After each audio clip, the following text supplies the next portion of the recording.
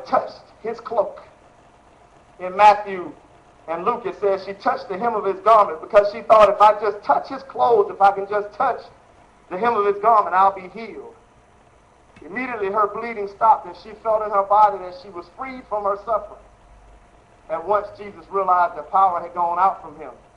He turned around in the crowd and asked, "Who touched my clothes?" You see the people crowding against you, his disciple answered, and yet you can ask, "Who touched me?" But Jesus kept looking around to see who had done it. Then the woman, knowing what had happened to her, came and fell at his feet, and trembling with fear told him the whole truth. He said to her, "Daughter, your faith has healed you. Go in peace and be freed from your suffering." We're all too familiar with this event. It's an awesome picture to have in your mind of this woman as Jesus is in this crowd, that she's been subject to bleeding for 12 years, that she wants to press her way through the crowd to reach him. And if you understand that she's been in this condition for 12 years, you can understand that she suffered from a physical standpoint. She was suffering. Can you imagine having the same disease for 12 years? And it says that she went to doctor after doctor, tried cure after cure, yet nothing worked. She spent all that she had. She had to be physically exhausted from this condition for 12 years. Now, I've never suffered from a condition for 12 years, but I know people that have, and I can only imagine how physically exhausting it must be. But she also had to be emotionally exhausted, because it says she kept seeking doctors. So one doctor would try to cure her, and she would get excited about that, and then that wouldn't work, and she would go to another doctor, and he would try to cure her, and every time she'd get her hopes up, so she suffered physically. But she also suffered emotionally for 12 years. But the number one reason and the number one way she suffered was spiritual. You see, if you look at Leviticus 15 and Numbers 5, it tells you that a woman that was on her menstrual cycle was considered unclean. But it said that a woman that had a condition of bleeding that extended beyond her menstrual cycle was considered unclean for the entire time she was in the condition of bleeding. And when you were unclean at that day, in Numbers 5, it tells you God spoke to Moses and said, anybody that's unclean can't be amongst other people. They have to be ostracized outside the camp. They can't be amongst the people. So if I'm ostracized outside the camp, I'm emotionally scarred because my loved ones I can't even be around. But then I'm also spiritually scarred because the very thing I need, the very place I need to be, is the temple. But I can't even be there. Leviticus 15 tells us that not only was she unclean, but it said her bed was unclean. It said anything she sat on was unclean. Any person that she touched was unclean. See, we have to begin to truly appreciate what Jesus did for us, because right here, right now, we can come through those doors in any way, shape, or form we are and go before him. But in that time, if you were unclean, you couldn't even be around other people. So not only has she suffered physically, but she suffered emotionally. But she really, truly suffered spiritually. Because the very thing that could heal her was the very place she couldn't go. So she had to be ostracized for 12 years. But one day she heard that Jesus was in town. And she obviously believed on him as Yeshua HaMashiach, Jesus the Messiah. Because she risked everything. Because if you were unclean and you tried to go to the temple, if you were unclean and you tried to go amongst people, they could take you to the edge of town and stone you. She risked it all. And she said, if I can just touch, the word said, his cloak or the hem of his garment. And we missed the entire meaning of that, because from the Greek to the English, actually it was spoken in Hebrew or Aramaic, written in Greek, translated to English, it totally lost the entire meaning of what that meant. So we think in American culture that she was reaching out to touch the hem of his garment. And I preached that she said, I don't need to talk to him. I don't even need to touch him if I can just touch his clothes. And although that is true, that's not why she was reaching for the hem of his garment. See, she thought, if I can just touch the hem, the actual word in Greek that's written there, when it says the hem of his garment, is kraspidon. That's a tassel of twisted wool. That's what it's called in Greek. In Hebrew, it's called zitzit. So if you will, do me a favor, turn with me to Numbers chapter 15. And I'm going to show you exactly what this woman was trying to touch. She wasn't trying to touch the hem of his garment as we think. She wasn't just arbitrarily saying, if I can just touch his clothes, I'll be made whole.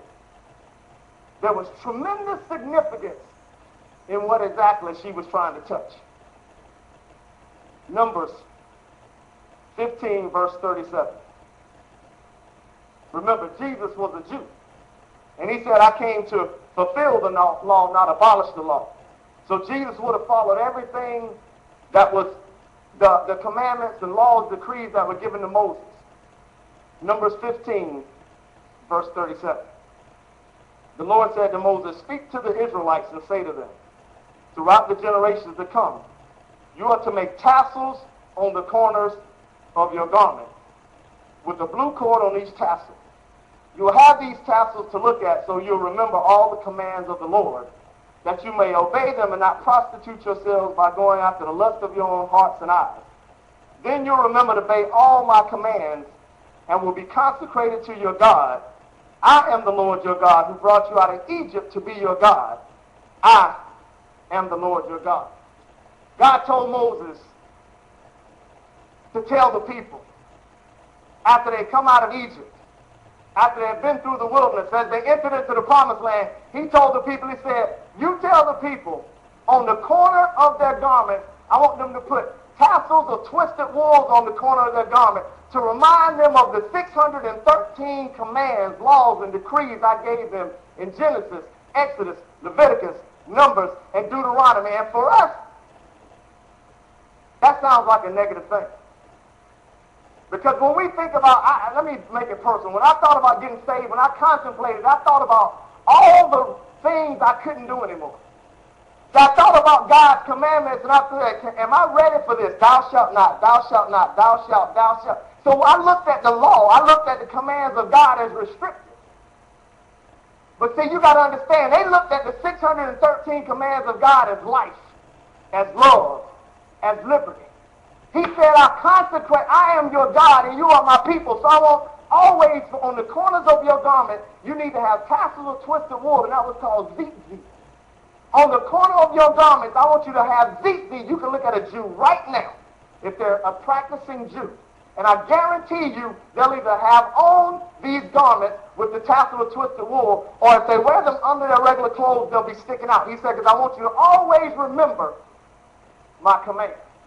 So when the woman was reaching for his garment, she wasn't just reaching for the hem of his clothes. She was reaching for the corner of his garment, because she said, if I can just touch the commands of God, I know the healing of God follows the commands of God.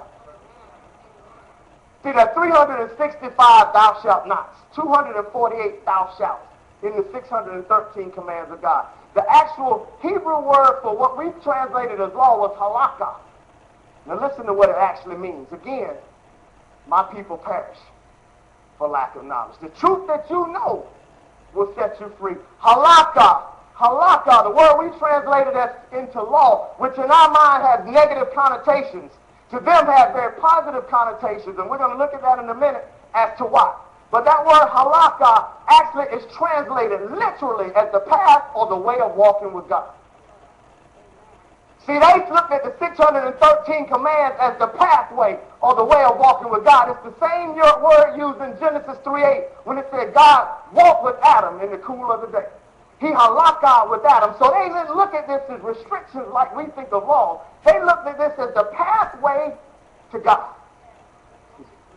So this woman, 12 years, couldn't go to the synagogue. She couldn't go to the temple. Remember this day, you couldn't pray for yourself. Jesus had not died on the cross yet. You had to go to the temple to offer sacrifices at the temple. We just learned this for the covering of sin, for the removal of curses, for the releasing of blessings. This woman was on the outside looking in for 12 years. One day Jesus walked by and she saw the tassel. She said, if I can just touch the path, if I can just touch the way of walking, I know that I'll be made whole. Turn to Deuteronomy 28 and let's see exactly why. They view the 613 commands of God totally different than in our mind. Paul said, be ye transformed. My purpose today